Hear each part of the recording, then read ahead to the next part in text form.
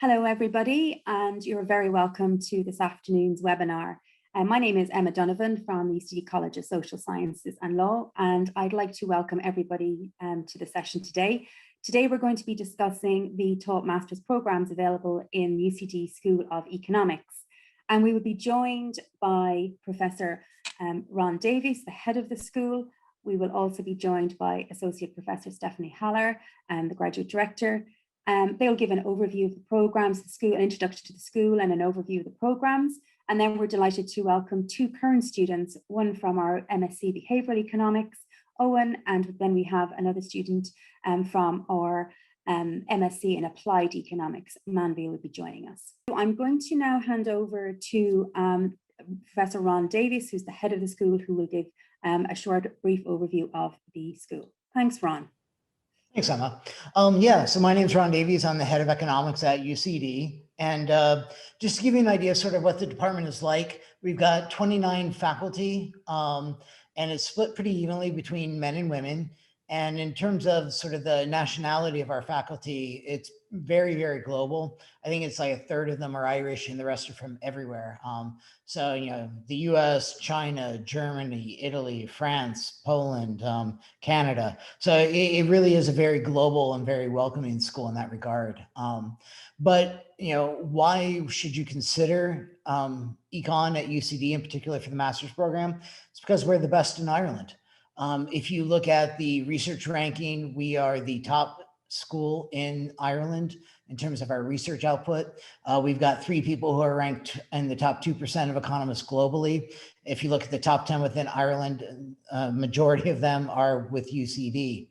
And you know, our research is world leading in terms of output, in terms of impact.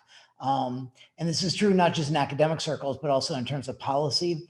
A number of our faculty are very involved with guiding policy, both within Ireland as well as within Europe. So I myself have done work with the Irish government, with Irish Revenue. I've done work with the European Commission, Slovenia, and various other countries. And so what's nice about that is we're able to provide cutting edge research and practical policy knowledge and experience to our teaching. And even though we are a very research oriented department, we take our teaching very, very seriously. And so we aim to provide high quality teaching that pulls in the latest in terms of economic research and what we know and are able to do in terms of practical applications of that and bring that to bear in terms of what we do in the classroom. And then when you progress on to the thesis or internship side of the program, that thing gives you a grounding to either continue to do more research oriented work or really bring those skills to bear in real world situations. And so that's really kind of who we are and what we aim to achieve. So to give you a bit more detail now, let me pass you back. And so I don't know, Emma, if you were going to take over, or if Stephanie will take over directly. Here it comes. Yes, Stephanie, I'll just introduce, I'd like to introduce Stephanie. I'm the current coordinator of the MSc programs in the School of Economics. So I would like to just talk a little bit about, first of all, what the differences between the 3 MSc programs that we offer are, and kind of all the things that are associated with the 3 programs, trying to address any questions you may have. But as Emma said, please do put questions in the chat as well. So we're offering 3 MSc programs, the Masters in the MSc in Quantitative Economics, the MSc in Applied Economics, and the MSc in Behavioral Economics. And the MSc in Quantitative Economics, what's the idea behind it? Well, this is really the degree you may want to consider if you're planning to do a PhD or a rather quantitative career in economics.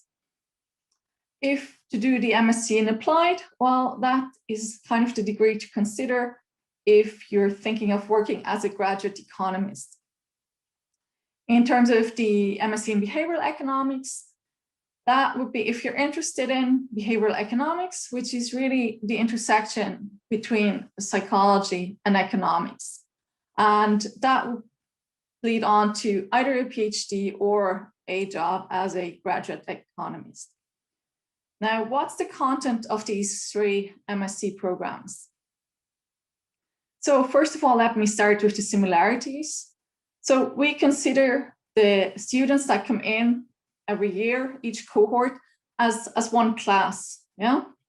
And that's also reflected in, at least in the first term, you will be sharing some modules across all 3 programs. So the modules you'll be sharing are microeconomics, econometrics, and career and research skills. So they're the same for the MSc in quantitative, MSc in applied, and MSc in behavioral economics. Then in terms of the MSc in applied and MSc in quantitative economics, they are, for the first term, the same in terms of core modules, but the MSc in quantitative economics students can also take modules in statistics. In the second term, there are more differences between applied and quantitative economics. So in particular, there is more choice in the applied program. The quantitative students, they have core modules, advanced micro, advanced macro, advanced econometrics. For the applied economics students, these are optional.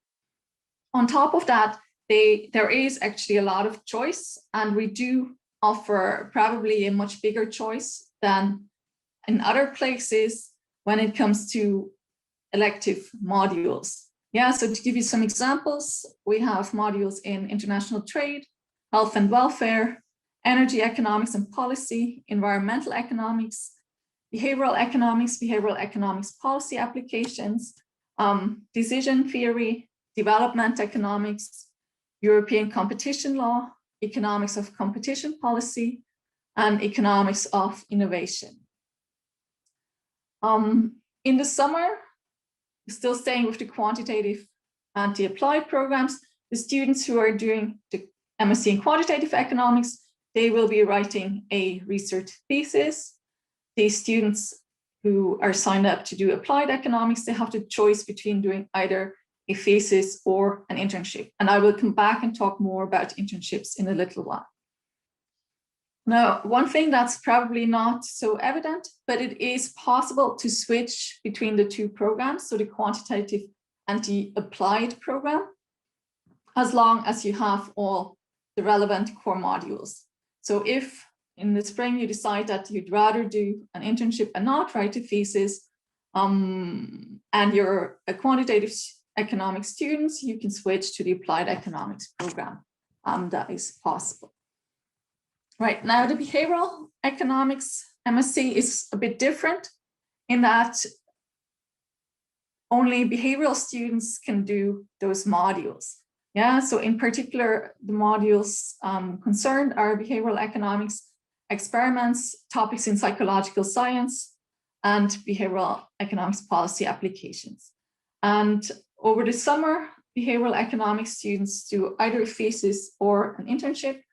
And for behavioral students, it is not possible to switch out of behavioral, and the same is true to switch the other direction. You cannot switch into behavioral from applied or quantitative economics. Okay, so in terms of internships versus a thesis, well, there's pros and cons to both. This year, despite the year that's in it, we actually have a record number of students doing an internship. So 35 out of 65 students are doing an internship. And so how do these students come about their internship? Well, ultimately you have to source your own, but we do have an internship coordinator. And over time, the school has established connections with different organizations who have been taking students every year and typically agree to take students. So what types of places are these? Well, these are the Central Statistics Office, the Revenue Commissioners, which for non-Irish students is the equivalent of the Treasury, the European Central Bank, IBEC, which is an employers organization, various regulators. So for example, aviation, communications, or utilities regulators, then the Environmental Protection Agency, JAGASC, which is kind of an agricultural think tank. Also in the private sector, so for example, Citibank, AIB, which is a private commercial bank, Fidelity Investments, and even Ryanair.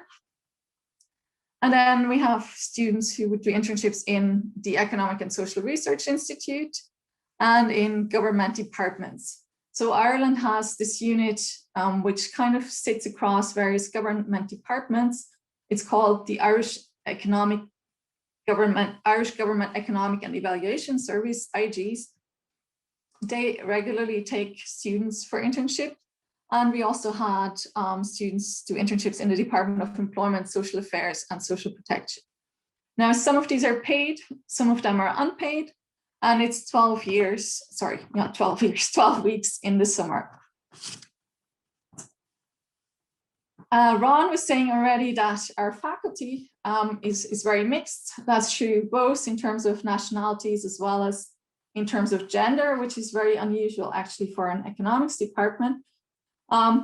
In terms of our student body, we're not quite at parity, unfortunately. So this year we have 37% students that are female, but we're working on that. So in fact, the School of Economics at UCD is the only Irish School of Economics to have been awarded an Fianna One Bronze Award, which is an award that is given for efforts in terms of creating diversity in terms of gender as well as along other dimensions. In terms of international versus Irish students, so the mix most years is about 50-50. This current year is a bit different. We have more Irish students. That is partly to do, well, it's largely to do with the COVID crisis and many international students, you know, being reluctant to travel, or some actually not being able to finish their degree in time to start the MSc because of COVID. Where do the international students come from? All over the planet, really. So we always have some students from North America, so Canada and the US. We have students from Asia, so China and India would have some bigger cohorts. We also have had students from Pakistan and Bangladesh. We have a number of students from other EU countries. So this year we have students from Greece, Italy, Spain, the UK, and yeah, sometimes we have African students as well. So it kind of depends on the year that's in it. Now, a crucial question, probably from your point of view, where do our students find employment? So the cohort 2 years ago, I have some information on. So one student went to work as an economist for AIB, which is an Irish commercial bank. Other students went to work for Irish Life, the Commission for the Regulation of Utilities. A student went to work in the Behavioral Insights Unit in London. We had a student who went to Seattle to work for Amazon as a business analyst. Then we have students who went into the European Investment Bank graduate program, also into the European Central Bank's graduate program. Had a student who went to work for JPAL, which is an international organization that kind of targets poverty. And this was set up by, among other people, Esther Duflo, who won the Nobel Prize in Economics. We regularly have students starting employment in the Central Statistics Office in Ireland or in the Economic and Social Research Institute. Okay, so that's it from my side. And we have, as Emma said, we have 2 students, current students, who agreed to talk a little bit about their experience this year. And the first student is going to be Owen, who's signed up to do the MSc in Behavioral Economics and has just about finished all his exams. Yeah, so hi everyone, good afternoon. So my name is Owen and I'm a current student of the MSc in Behavioral Economics. And I also work as an economist at ComReg, the Commission for Communications Regulation. So I just want to talk for a couple minutes about why I chose to participate in this master's program and some of the benefits that I got from it. And I suppose why I chose it and why I chose to study at UCD is I sort of, as Ron referred to already, it's a top university in Ireland, and the economics MSc program is the best in the country. So that's a clear pull factor, I guess.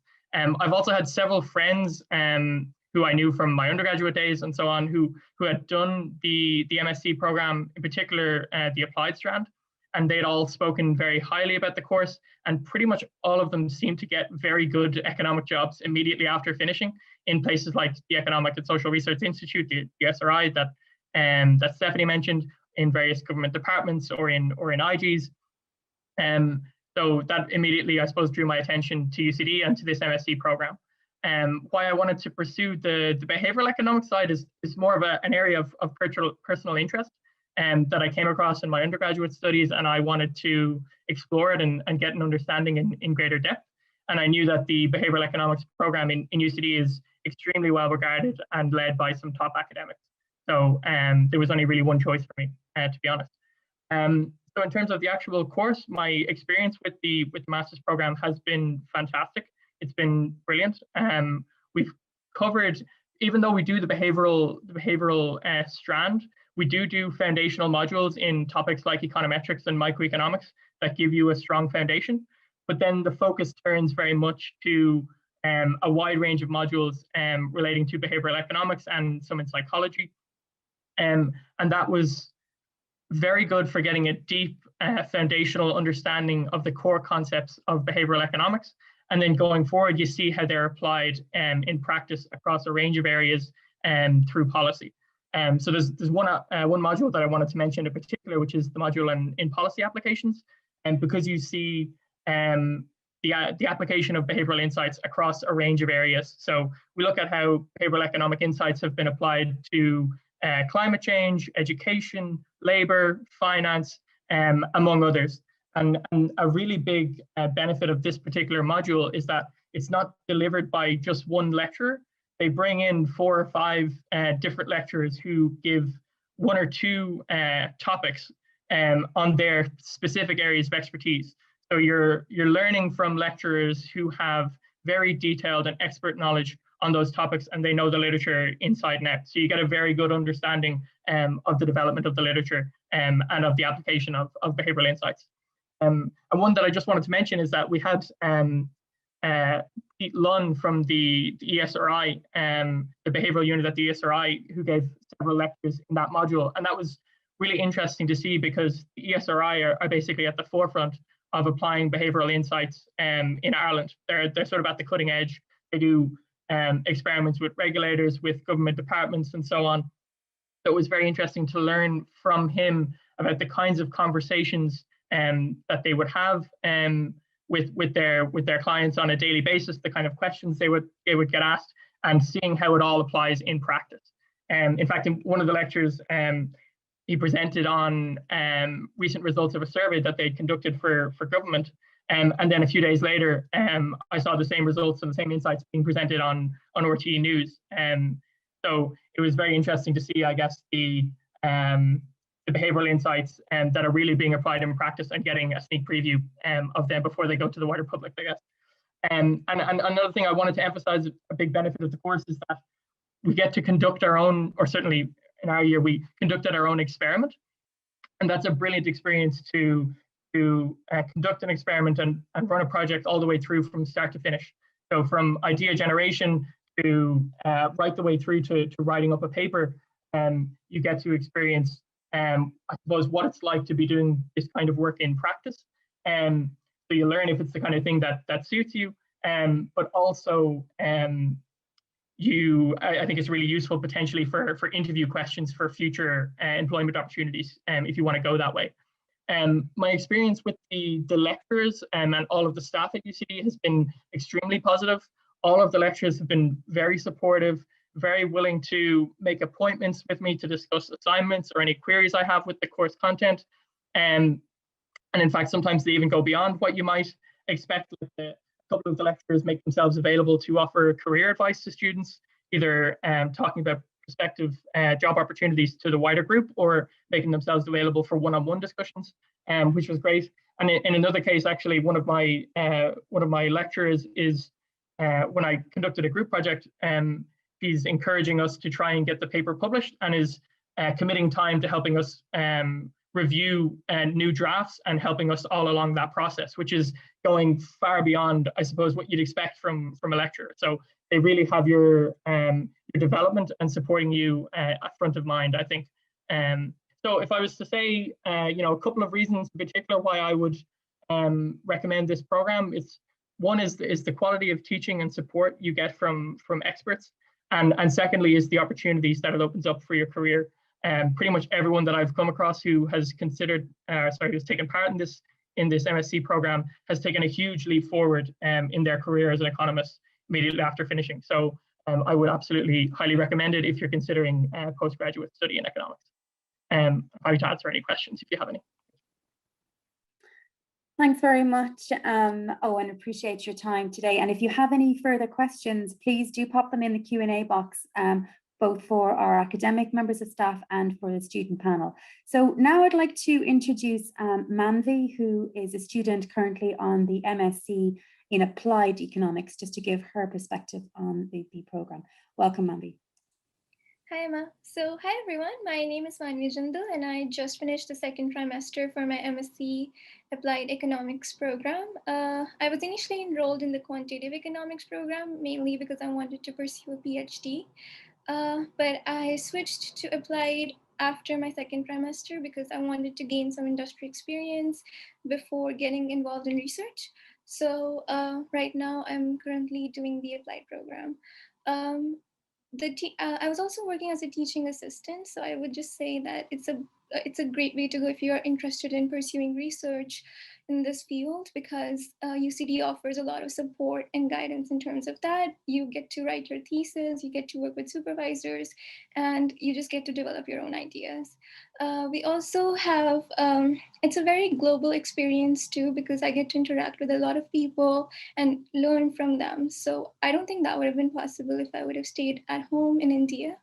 In terms of the actual course, mine was very heavily quantitative based course because I studied how to use data, how to use R. We had seminars each week where we stayed abreast with the current research that's going on, and a lot of the presenters would just present their papers which got published, and then we would write seminar reports on them, which I thought was very useful because it just gave me a lot of ideas on what I could pursue in terms of research and what's relevant and what's current.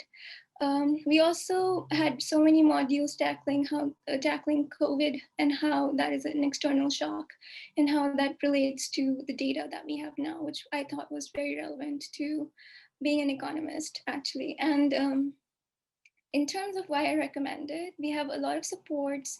I think that we got a questionnaire at the end of every semester or even halfway through the semesters to check up on how we're doing. I just get a general feedback. And then I also observed that there were a lot of changes that were incorporated by the program based upon that feedback. So that was something that was really important to me because it felt like I was being heard as a student. And then I would set up like a lot of the meetings with my professors and have a one-to-one call with them to discuss any issues that I was having, whether in terms of the course or the career, which I thought was, again, very essential, especially if it's online. And I think that even online, we get to do a lot of breakout rooms, and I was able to interact with almost every student in my course, which is something that I think is quite good, because I don't think that was something that I thought would happen, but it was delivered in a very perfect way. And I never thought that I was missing out on something just because it's online, because the course kept me engaged with the assignments, with the weekly assignments, and you just get to interact with the professors in a more one-to-one setting, which I thought was a very good way to learn about career advice or just interacting with them in general. One of the supports that I really recommend is the Careers Connect. So I would make an appointment, I think almost every 2 weeks, and they would give me great advice on CV and interview prep for my internship. This summer I would be doing an internship with the Commission of Aviation Regulation, and then I'm also doing a PhD in economics at UCD. So I would start in fall. And then there were student advisors too, who would advise you on any information you need, be it visas, be it for visa, be it for your course, be it for the modules. If you're ever confused on which modules to take, they have great advice to offer. And so goes for the professors.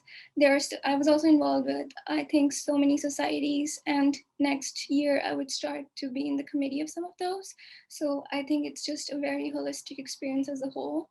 And yeah, I would definitely recommend this course to anyone. Thank you. Thanks very much, Manvi. Thank you very much, Manvi. So I think if I could invite all our panelists back, and we will just take some questions now.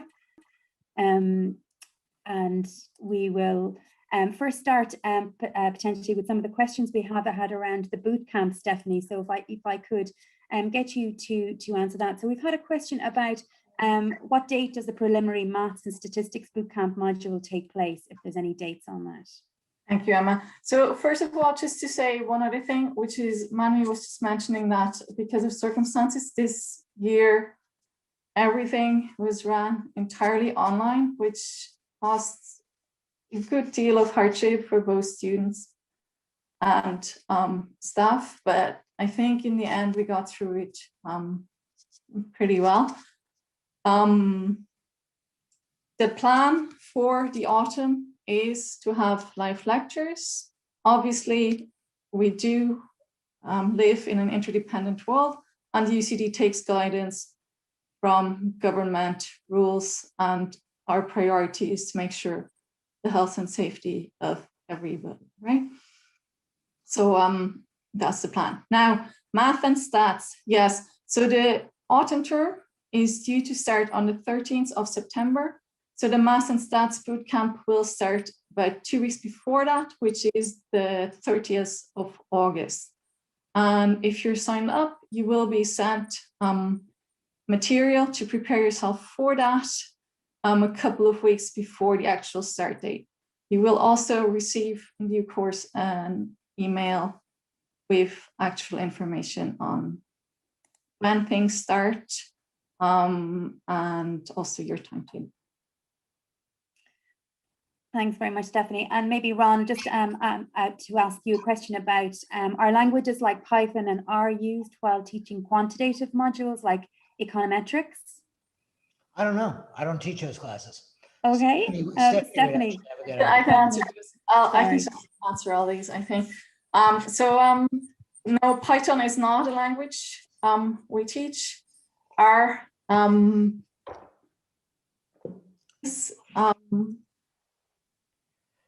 normally for the students who take stats modules, I think they can use R, and every second year there is a course on R. This is not offered this autumn though.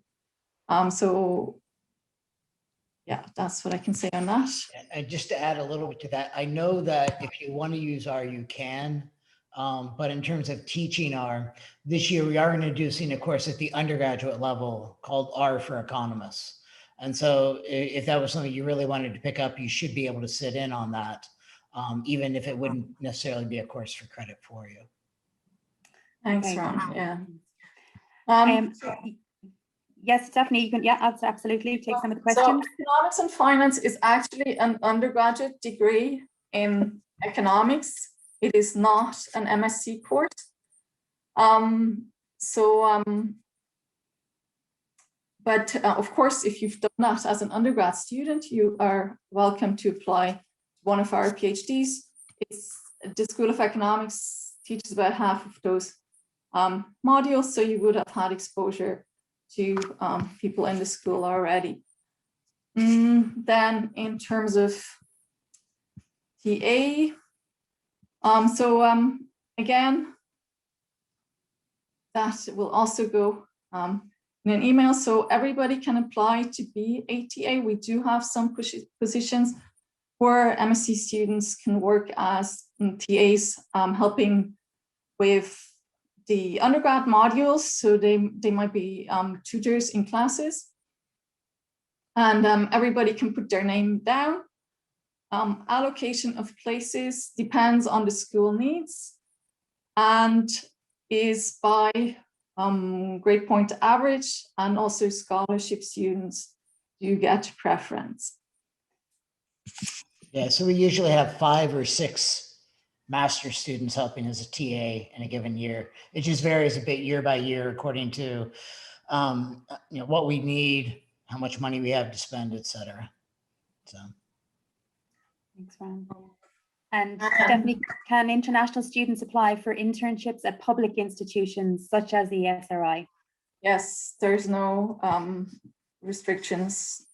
Ireland does not have the restrictions that you would have in the US on non-nationals being able to apply to local institutions, like government institutions. So yes, that's possible. In terms of lecture delivery, so you can take both. All MSCs are offered as part-time as well as full-time programs. The lectures do take place Monday to Friday office hour time, so roughly between 9 or 10 and 5 o'clock. So essentially, you would need some flexibility from your employer if you're thinking of doing the program as a part-time module or as a part-time course. Yeah. So online versions, again, it's going to depend on the mode of delivery in the autumn. Yeah, just to jump in with that. Everything I've been told by the university is that come September, we are 100% back on campus as normal. Now, if there's a variant that comes out of nowhere and throws everything out of whack, if there's a massive hit to the vaccination program, that can affect that. But the university's expectation is we will be back in the classroom. And so the hope is technology will be in the classrooms by September to facilitate the recording of lectures. It was supposed to have happened for last September, and it didn't quite happen that way. So what the quality of the recordings will be, I don't know. But for someone to do it purely at a distance or asynchronously, I don't think it's really going to be possible because of things like projects, exams where you'll need to be in a classroom for it. So now that we've all sort of figured out a bit about the digital world, it may be a little bit easier to work around and do things in evenings with recorded lectures. But the university's expectations and what we have been told we should do is be back in the classroom. And that is our complete understanding about what autumn term will look like. Conditional on public health guidelines, and nobody knows what's going on. Thanks, Ron. And Stephanie, just a question from a student who studied commerce as their undergraduate degree, but with elements of econometrics within that degree. Are those students with commerce degrees eligible to apply for the master's programs? Yeah, so for students that have not done an undergrad economics degree, we kind of look very carefully at the modules they've actually taken. And we always check that they have taken sufficiently many economics modules. So if we look at your transcript and we note that you're missing kind of core modules, we would probably turn down your offer and suggest that you first do either an MSc qualifier, which will allow you to take specifically economics modules targeted to your needs. And if you get the 2-1 in that, that will also be an entry route into the MSc, or alternatively, you could do a higher diploma, which might also open avenues in terms of teaching in secondary school. Yeah, but if you have questions about your specific case, just drop us an email. Yeah. Absolutely. Thanks, Stephanie. And I suppose this is one just maybe for Manvi, because Manvi's applying to do a PhD in UCD next year. But I suppose on completion of any of the master's programs in UCD, can students go to apply for PhDs in other universities like the UK or the US? Maybe Manvi, you could speak to that, how you your options for pursuing a PhD? Of course, absolutely. Like my supervisor actually wanted me to apply to all the possible universities, like where my research interest aligned. But in particular for me, my topic of my area of research was very much in collaboration with what was already happening with the supervisor. So I wanted to continue that. And that's the main reason why I went to UCD. And of course, I just liked the way the modules were delivered, and they also offer great scholarship options. So in terms of all the other universities, absolutely, like this just gives you a great ground to apply to other universities as well. Because for sure, if you're taking the applied program or the quantitative program, at the end, you would have a great research experience on your CV. So that's a good way to go, because you'd already done your thesis. You would have a good ground to like apply to all the other PhD programs. Yeah, just to jump in there. So we have had students go to do their PhDs in University College London, New York University, at the University of Leuven, at the European University Institute in Florence, and one of the students from 2 years ago actually got a place in Cornell. So yeah. Yeah, we've had people go on to University of California, San Diego, was it, or Santa Barbara? You have somebody who's currently at the University of Oregon. So the answer is yes. People do go out and to all sorts of other opportunities. And for us, we consider that to be a sign of the quality of what we do. Other people, other universities have faith in the training that we give you. Great. So if we have any, if we've no further questions, I'm going to leave the last word to each of the panelists as to why they would recommend UCD School of Economics to complete your master's. So I'm going to start with Owen first, if that's okay, and then Manvi, Stephanie, and then I'll finish with you, Ron. Just your last word to you all.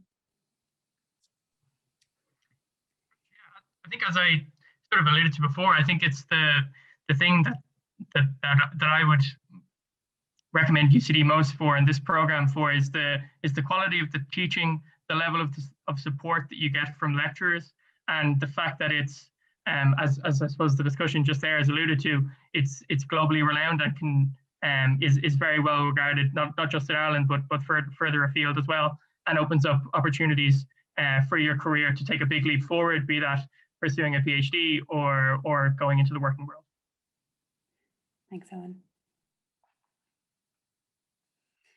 And Manvi, just your final word in terms of why you'd recommend UCD. Of course.